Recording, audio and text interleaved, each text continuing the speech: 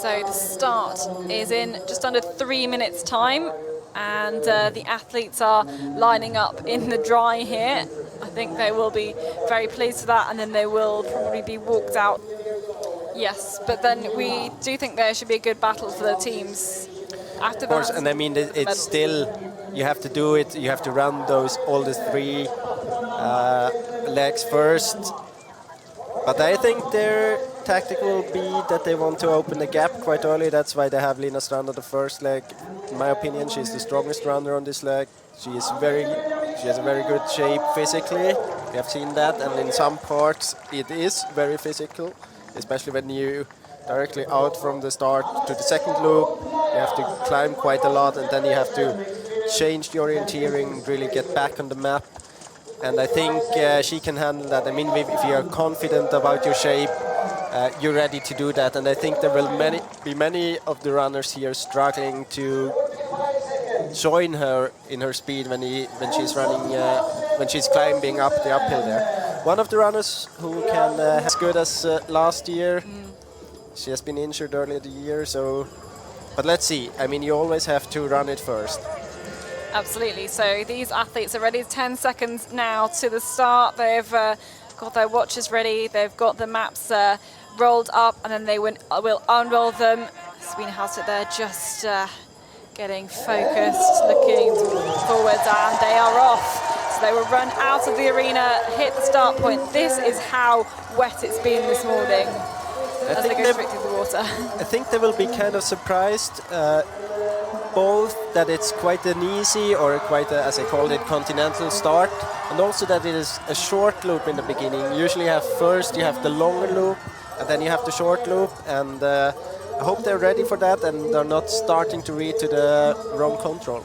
Yeah, that's true. I mean, it was said in the team leaders meeting that the 2 loops will start from the same point, so you do have to be careful to read it, and surely they will see where everybody else is going and make sure they take those routes as well. And so therefore, when we see them back through the arena, they haven't gone very far. I'm sure we'll still see big groups going through the arena at that point. So they go out of the start and head towards this open ride with the pylons. This is this power line. The ones who have followed the middle distance yesterday, this was the power line Simona Abersold was following for quite a long time, and in my opinion lost the gold medal there.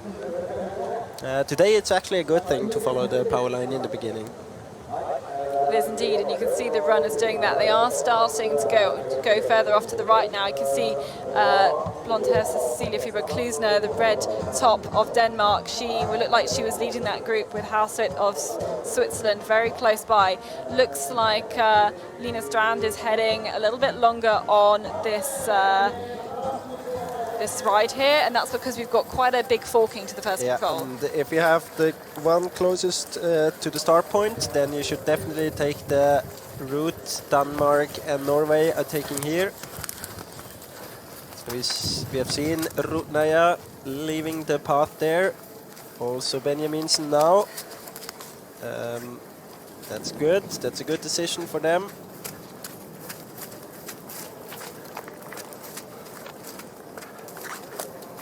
Benjaminsen still on the path, but Rutnaya, she left to go and take her first control.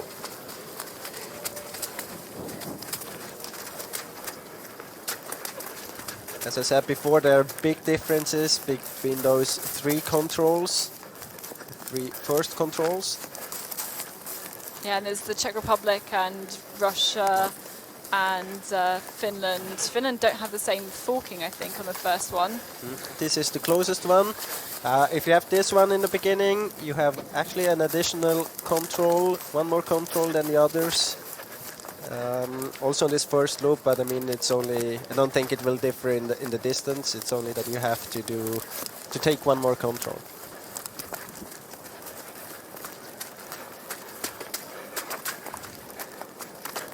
And usually it's quite a good thing if you have kind of a little bit of longer forking in the beginning, or at least one, so as we have seen Finland here, so that you're a bit behind, because then you will have all these backs and you can just run behind, and usually you can have a little. And from this control, they will head back to the arena. Here we have Lina Strand, also Sabine Hauswirth. And looks like, I think it was Estonia. Rima, yeah. And then we have Spain, Maria Here in the Prieto. arena. There is a brass band playing, hopefully get some of the spectators out. And actually they've done a good job of, they're all here with all their umbrellas. I'm sure you'll see as they pass through this arena.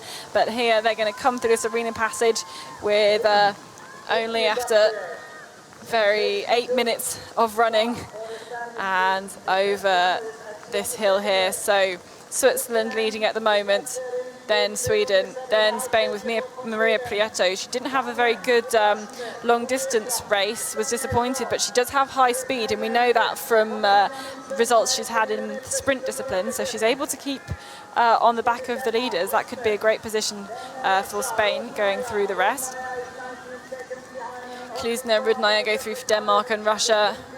Hočičková there for the Czech Republic. They've brought in Teresa Sikova on the last leg, fresh from her WOC bronze. We had Estonia there, quite up in the result line, and we can in the result list, and we can say last year she came back as the third woman from the first leg, Annika Rima. So she is quite a good runner on this first leg. But I really doubt that she will be able to follow the high speed here of mostly Lina Strand and Sabine Hauswirth.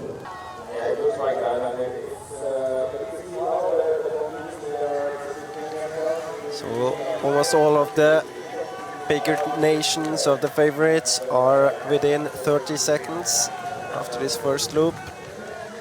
The middle final, so they know that it's quite tough to run there. Both because of the blueberries and also because of some fallen trees.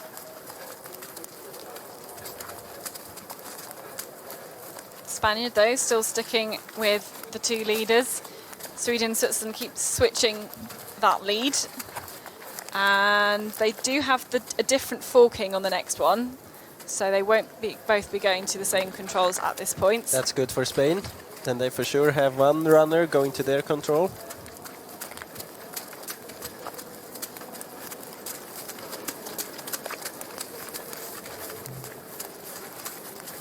And what will Lina Strand and Sabine Hauswirth be thinking now, as they know that that's one of the big competitions, Switzerland, Sweden in the women's, and they're running side by side? Yeah, but I don't think they will be fighting so much against each other here.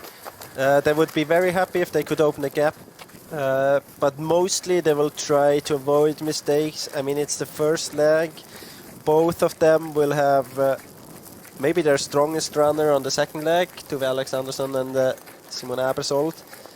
And so there's no big pressure on those two runners. I mean, if they would lose 30 seconds, or if they, then they know that they have someone behind them. But still, it's stupid. And the others in the back, they might be able to push for some more seconds and get to see her back again, but it seems that she managed to open the gap anyway. She takes a little look behind her, I think, to see what type of a gap she has. She had a little look to her right as she entered the control, and then just see what kind of a gap she has. But you see, it's very open here, so they should see Lina Strand and have her back here. So the next two controls aren't forked. It's a Spanish athlete there, Venäjä of Finland also. Here's Estonia and the Czech Republic and Poland. So all these runners still in touching distance. Here's Denmark and Cecilia Friberg Klusner losing time on that route choice, going up the hills, choosing to stick on the path, maybe going up the re-entrant, trying to simplify that leg.